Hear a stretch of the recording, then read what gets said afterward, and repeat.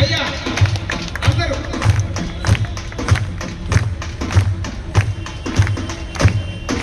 ప్రపంచమంతా క్రీస్తు పోలికై సృజించబడను పుట్టింపబడిన ప్రకృతి చక్రం గదిని తప్పని స్థితిలో ఉన్నది గదిని తప్పని స్థితిలో ఉన్నది గదిని తప్పని స్థితిలో ఉన్నది ఎన్నెన్నో ఎన్నెన్నో తరాలు మారే ఎన్నెన్నో యుగాలు మారే